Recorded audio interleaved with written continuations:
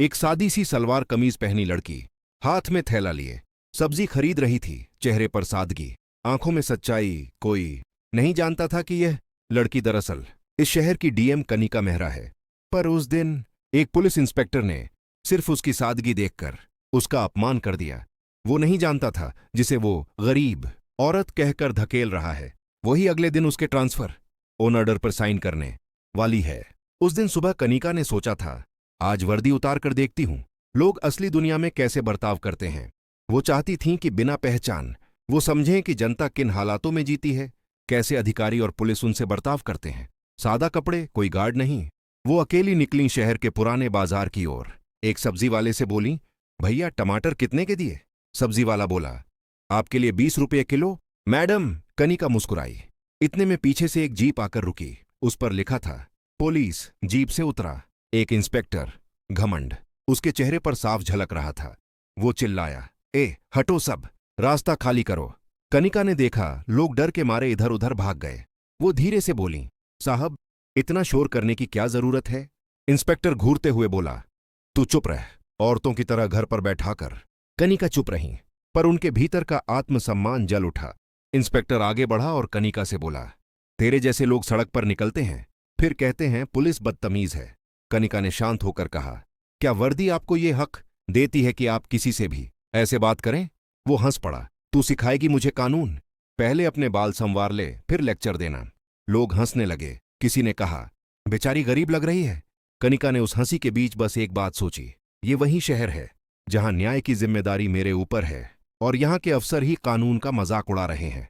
उन्होंने कुछ नहीं कहा, बस शांत होकर वहां से चली गईं।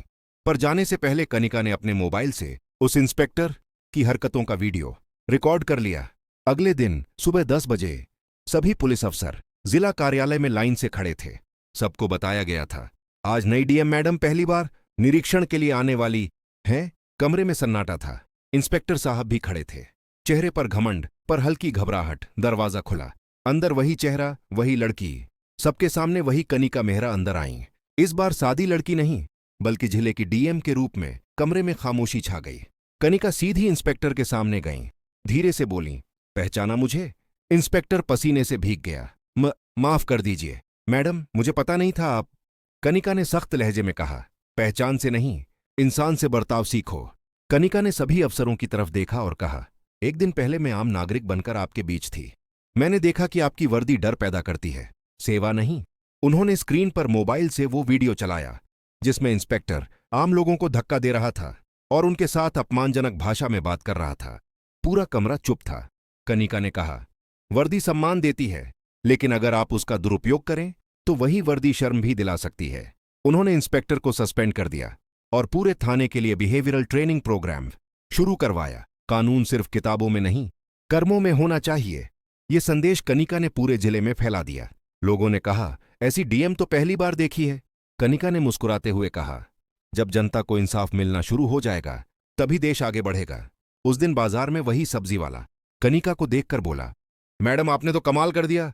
कनिका ने मुस्कुराकर कहा, न्याय के लिए खड़े होना कोई कमाल नहीं, वो फर्ज है। फिर उन्होंने कैमरे की ओर देखा और कहा, कभी भी किसी को उसके कपड़ों से मत परखो, सम्मान उस इंसान का करो जिसके पास दिल है, पद न। कभी कभी जिंदगी हमें ऐसे मौके देती है जहां हमें दूसरों का असली चेहरा दिखता है।